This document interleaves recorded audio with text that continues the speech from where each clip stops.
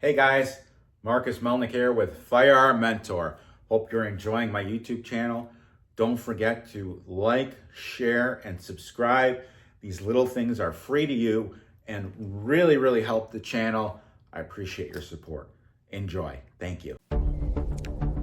The views expressed are not those of local community broadcasting, WYML LP, or its management, volunteers, or underwriters.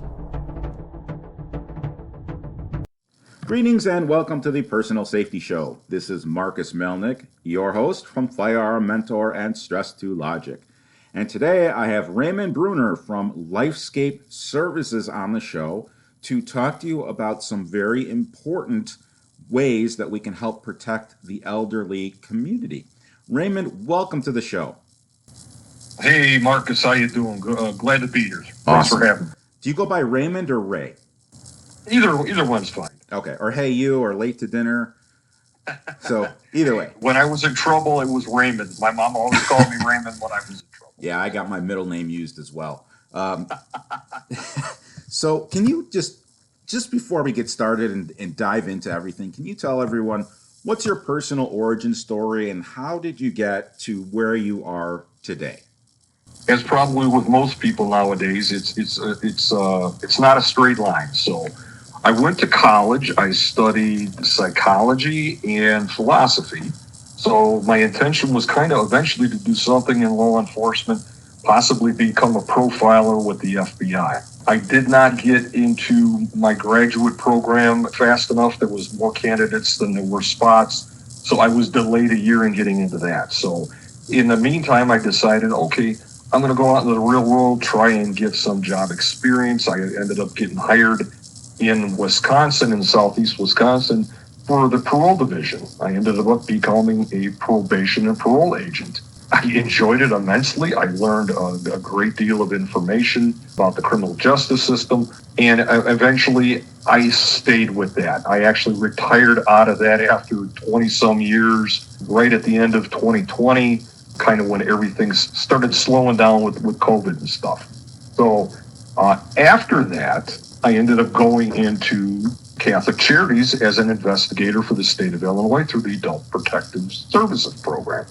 And that's how I ended up becoming part of Lifescape, because although Catholic Charities had that contract through the state for probably some 40 years, is my understanding, they eventually, the contract was canceled out or they just didn't want it any longer. I'm not sure what the political end of it was, but Lifescape Services out of Rockford ended up bidding on it, and they accepted Lifescape's contract.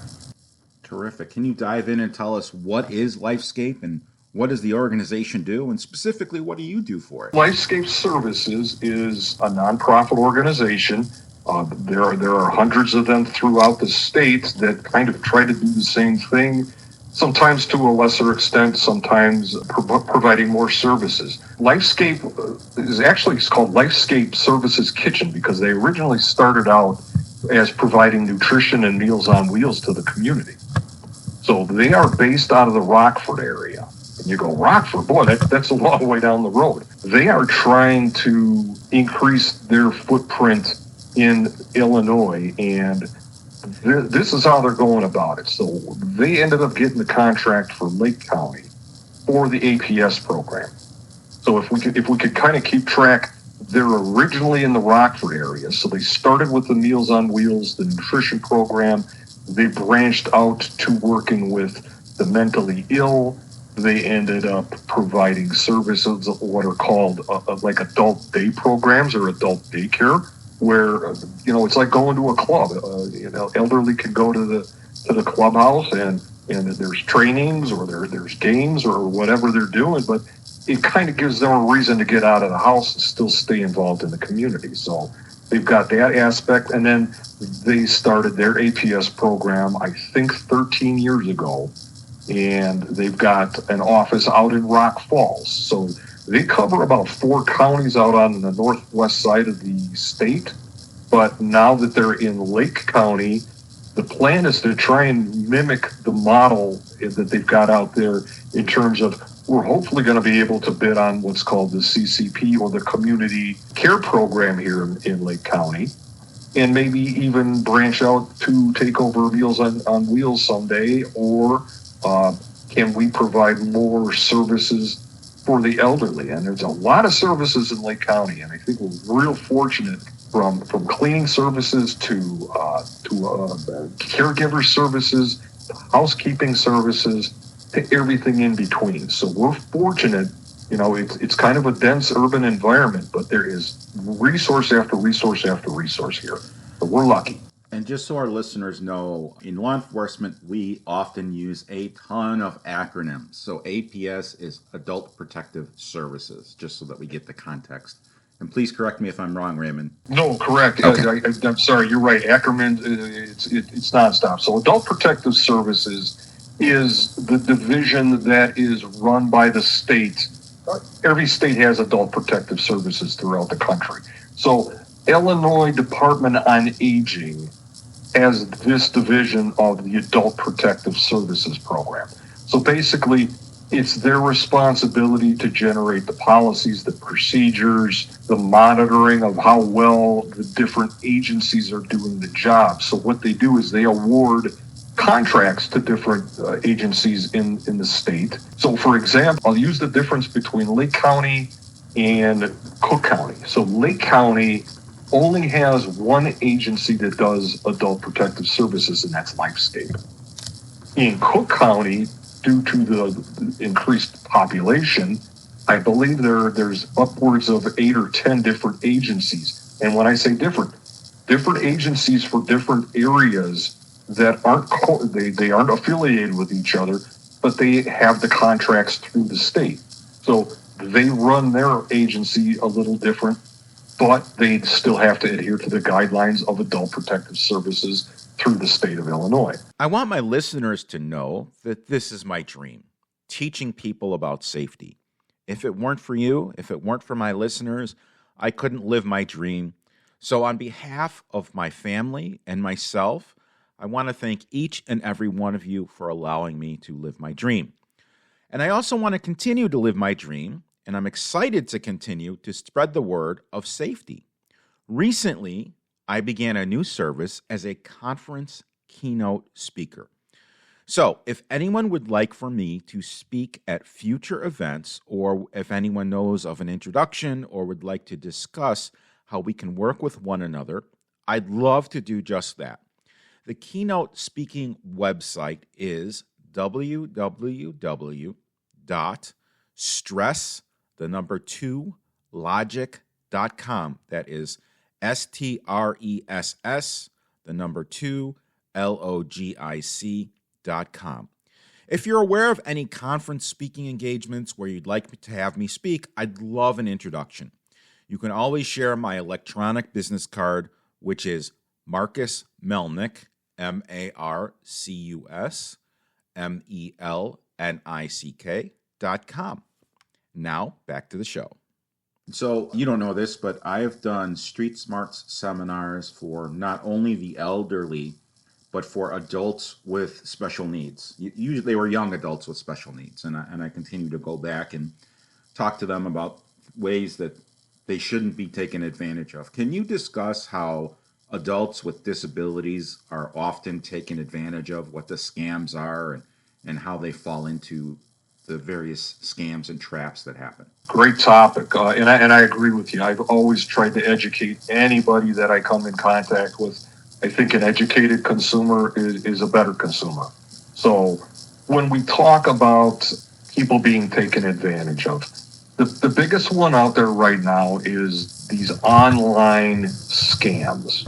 Okay, so you go on the internet, you're on some link, you're surfing around, and you come on something, or a dating website that you're trying to find some companionship through, and then it accidentally or intentionally gets tunneled to some scam artist. And my understanding is 99% of these scams originate from overseas. So the inherent problem is this: even if we could detect what's going wrong, we can't do anything about it because it's coming from China or India or somewhere in Eastern Europe, where law enforcement just does not have any hand in it any longer. So what happens is, typically, I'll just give you a quick example. Someone finds a companion on one of the dating sites, and it all seems kind of benign in the beginning, and then all of a sudden it gets to the point, as most relationships, hey, can we ever have a meet and greet and see if there's any chemistry? Yeah, no problem. But the problem is I lost my job. Is there a way you can give me a plane ticket to come? I'm living in Paris right now. Can you give me a plane ticket to come to the United States and maybe $1,000 to rent a car and have some money? And we could hook up and I'll stay a week over in your area and let's see if we hit it off. So what happens is, for a lot of people who are lonely, that might seem like a good option to pursue for a romantic adventure. Then what happens is you make the arrangements, you make the payments, and then the person says, oh, hey, look, I'm getting evicted from my apartment. Remember I told you I was off work? I haven't paid my rent for 6 months. Is there a way you can send me $6,000 or $7,000 just to cover this? My aunt's dying. I'm going to get that money back. So they all make it sound pretty legitimate. And as good people, you try to do the right thing. So what happens? It turns into this vicious cycle of one excuse to get money paid to them after another, after another. Now, that's the worst case scenario. On a more local level, especially with the disabled or the cognitively challenged, this happens with people that they meet out on the street, or the people that they may be sitting at one of the state or county facilities where they're waiting for services. They start to form a relationship. The person on the other end of the relationship is a con artist. They take advantage of the person because they see they're cognitively disabled, or I overheard them say they don't have anybody in their life. If I could kind of squeeze my way into their life, maybe I could start to get my hands on their assets. Interesting. So I'm really glad you actually educated me on this. I am divorced and remarried, and in that time when I was divorced, of course, I was on all the dating websites because I was looking to go on a date, and Yeah. It was scam after scam after scam. Don't get me wrong, I met some very nice people who were not scam artists, but I didn't know it continued on. I thought you sent them the money for the first time and then all of a sudden they disappear. I didn't realize it was a continued type of scam. I had no idea. Because I detected it, I'm like, oh crap, here's another dirt bag. So I never carried it on. There's other, and not necessarily to the elderly or the mentally challenged, but there's a ton of other scams out there. And the latest one, it's not really a new one, but it's resurged about how you owe back tolls. And it's all via text. And actually, as a business, I get multiple messages a day via my Facebook account saying you violated something, send us money, we need to review it. And other business owners are getting those too. So if it sounds too good to be true, or it sounds like baloney, or people are misspelling things, it's probably a scam. Yeah, and you know what? It's funny you bring that one up.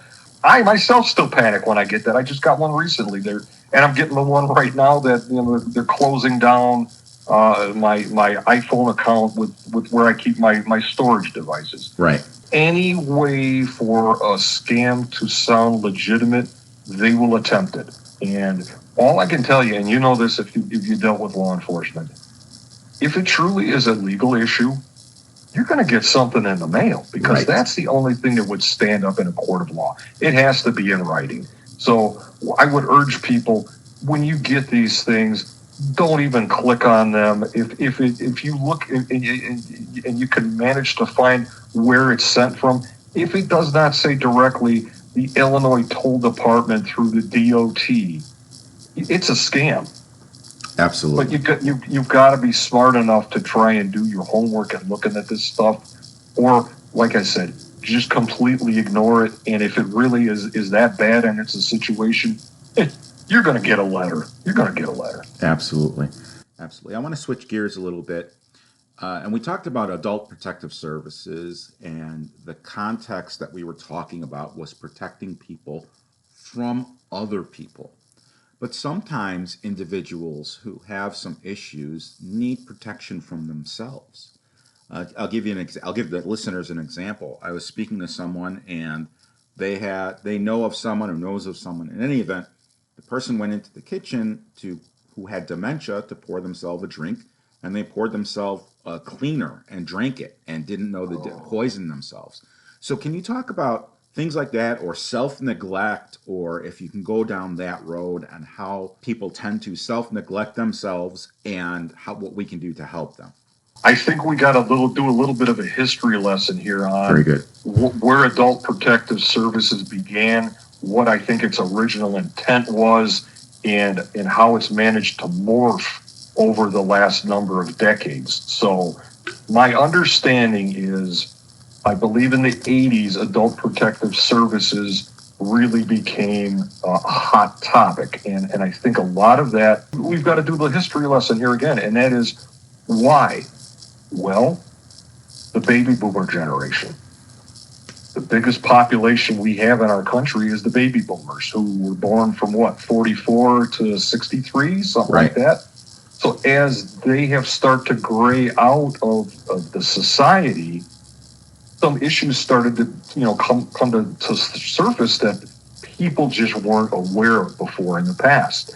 And I think when the program initially started, there was a lot more professional people at nursing facilities, or as they used to call them back in the day, nurse homes, and in the hospitals, that were maybe not getting trained well enough. Or there's always a diverse group of people, whether you're a law enforcement officer, a nurse, a caretaker, or a mechanic. There's always going to be bad actors. So I think what happened was, the way to kind of weed through the bad actors, if they were getting caught injuring or neglecting anybody, was they eventually contacted APS to do an investigation, just like law enforcement would do.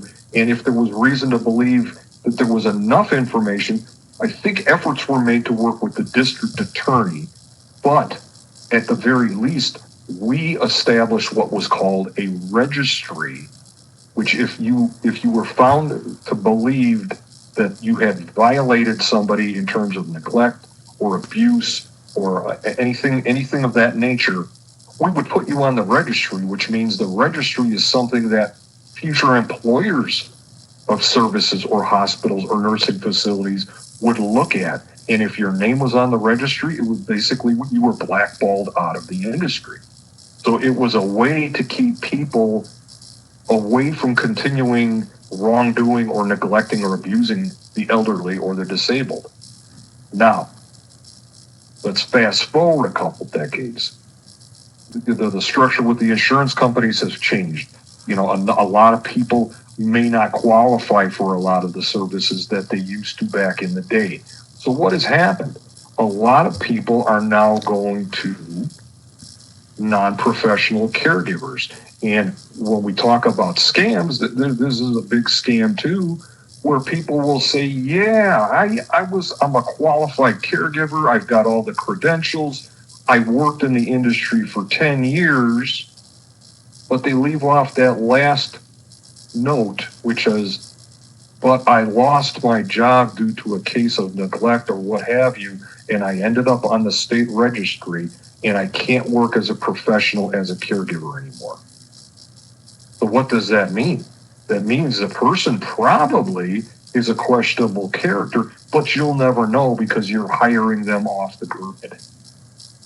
Now, are they going to be able to charge you $40 or $45 an hour? No, they're going to even give you a break. Hey, I'm going to do this for your mom for $25 or $30 an hour. And everybody, hey, that's a deal.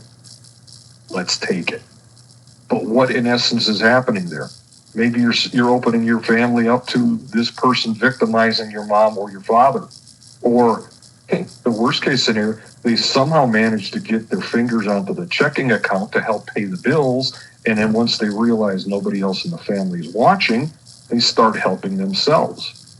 Or there's nobody else in the family, and they end up forming such a bond with the actual elderly person or the disabled person that they trust them implicitly.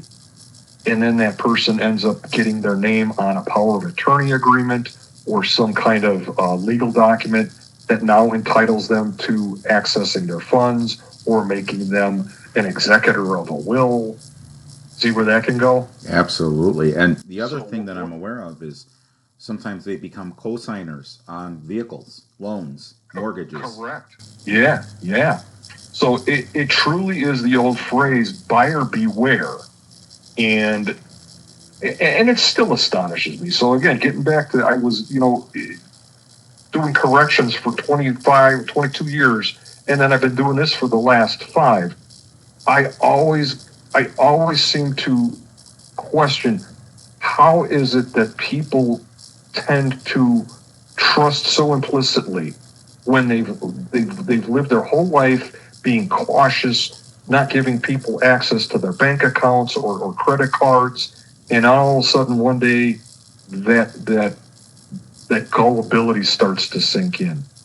And that's truly how people end up getting sunk on these things. And I see it every week. Hundreds of thousands of dollars taken from people.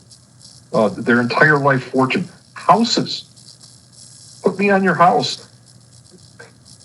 It's astounding how bad things have gotten in the last 4 decades. Absolutely. I agree. And that's one of the reasons why I have you on the show, is to educate people that there are resources out there. Lifescape has helped a lot of people. Can you give us some statistics on how many meals have been served, how many people have been fed, caseload, that type of thing?